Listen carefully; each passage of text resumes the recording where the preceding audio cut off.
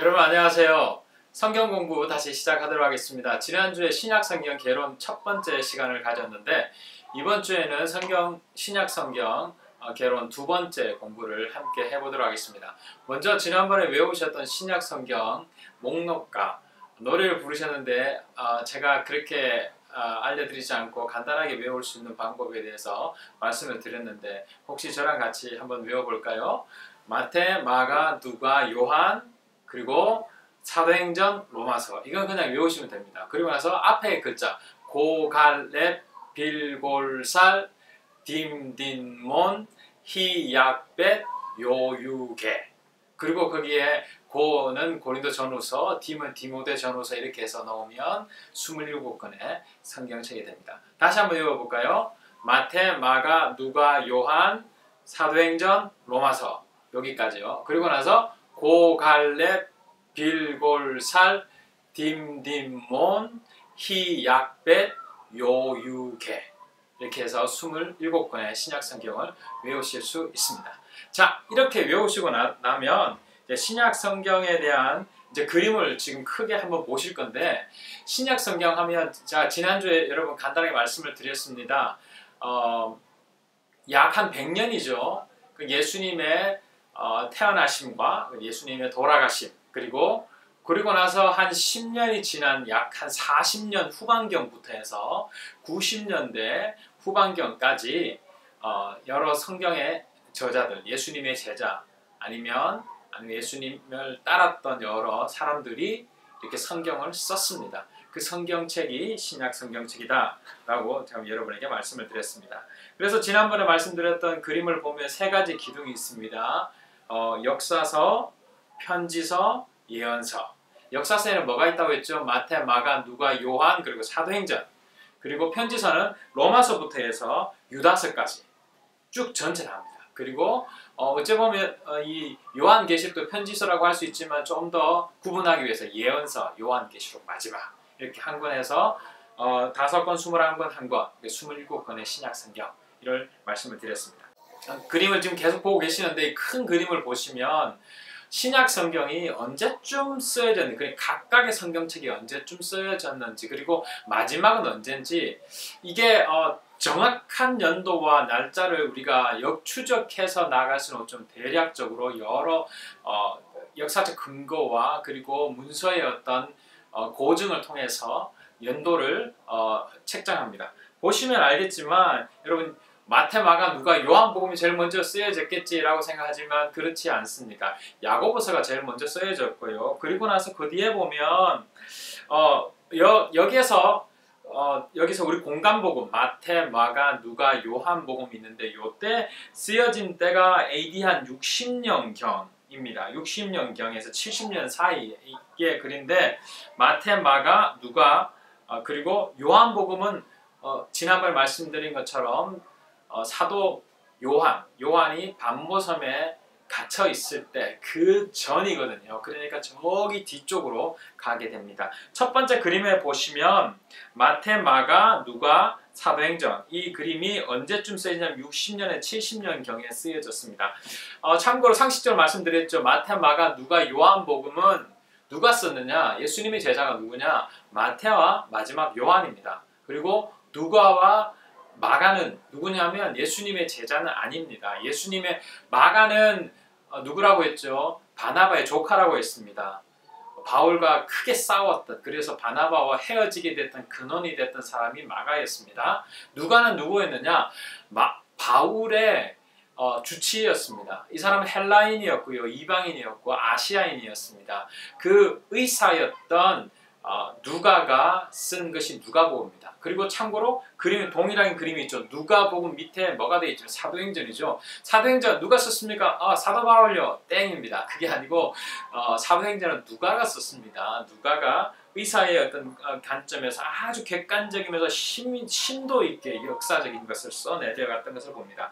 자, 그러면 마태, 마가, 누가 사도행전 그림 다음에 앞에 파란색 그림 있죠. 야고보서, 갈라디아서, 데살로니가서, 고린도전후서, 로마서, 옥중서신, 에베소서, 빌립보서, 골로새서, 빌레몬서 이 모든 서신이 누가 썼을까요? 예, 사도 바울입니다. 사도 바울이 말씀드린 것처럼 신약 성경에 거의 3분의 2를 쓴 사람이 사도 바울입니다. 이 바울의 하나님을 예수님을 만나고 나서 그 복음을 모든 성도들에게 말씀을 딜리버리 했던 사람이 사도 바울이었다는 것을 봅니다. 자, 그럼 두 번째 그림을 한번 또 보십시오. 두 번째 그림을 보시면 그 다음 주후 60년 AD 60년에 70년 후반, 그러니까 60년 후반경 70년 초 요때에서 무엇을 사도 바울이 또 무엇을 썼느냐 하면 디모데전서, 후서, 디도서, 베드로, 전후서, 히브리서, 유다서를 썼습니다.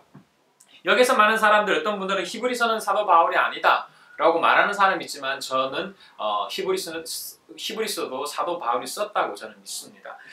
그리고 저기 이제 AD 90년 뒤에 보면 요한계시록이 요한복음이 쓰여져 있죠. 그리고 요한 1, 2, 3서 그리고 요한계시록 앞에 말씀드린 것처럼 요한이라고 쓰여져 있잖아요. 이 요한은 예수님의 제자입니다. 예수님의 12제자 중에서 가장 어렸던 사람이 누구였느냐? 요한이었습니다. 예수님의 가장 사랑받는 자 누구였느냐? 요한이었다라고 성경은 말하고 있습니다. 그리고 여러분 참고로 말씀드리면 예수님의 마지막 만찬 사진 있죠? 그리고 예수님 바로 옆에 이렇게 여성처럼 이렇게 서 있는 누워 있는 그 한 분이 요한입니다. 예쁘게 생겼다라고 해서 어떤 사람이 여자다라고 하는데 그건 사실 무근입니다. 왜냐하면 예수님의 제자 중에서 가장 어린 사람이 요한이었기 때문에 어리게 표현되어서 그렇습니다.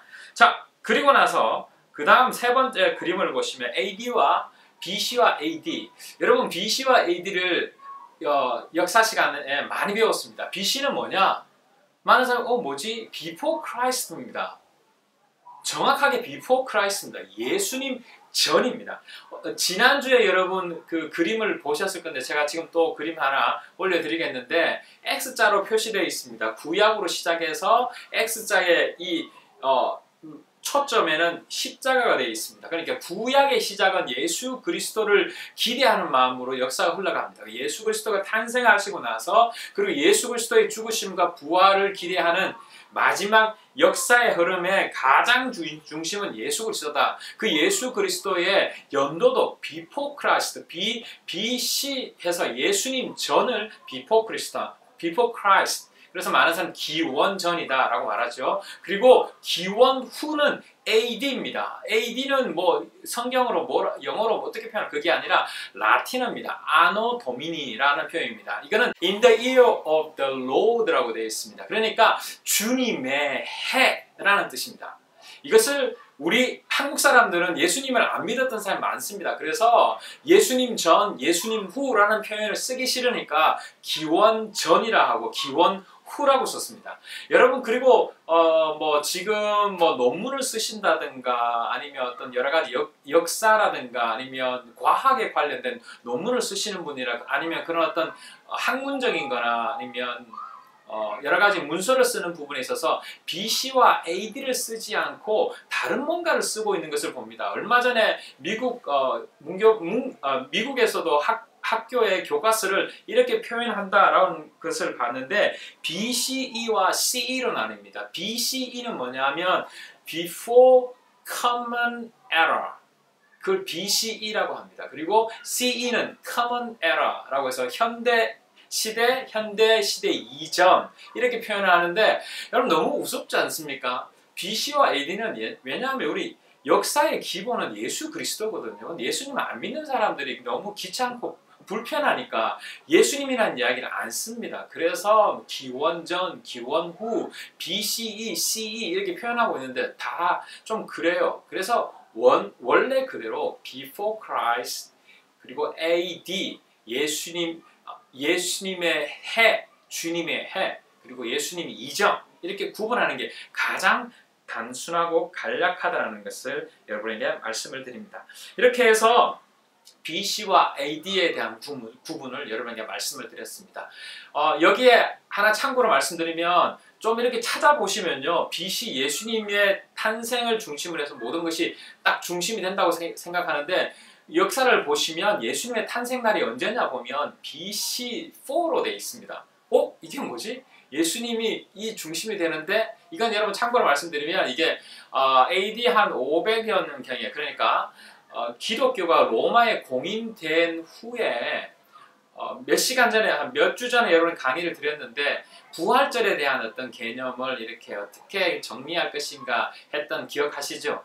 그것을 그때 정리했던 사람이 이제 BC와 AD를 나눴는데 BC와 AD 그때는 역사적인 근거를 찾기가 정확하지 못했습니다. 그러다 보니까 역사적인 근거를 찾다가 보니까 이때가 예수님의 탄생의 기점이다라고 생각하고 그렇게 세팅을 했는데 지금으로서 이제 역사적인 어떤 근거를 다 찾아보니까 그게 아니라 한 4년 먼저 그것을 BC와 AD로 나눴구나라는 것을 우리가 짐작해 볼 수 있는데 그건 여러분 그냥 상식적인 참고로 말씀을 드리는 거고요.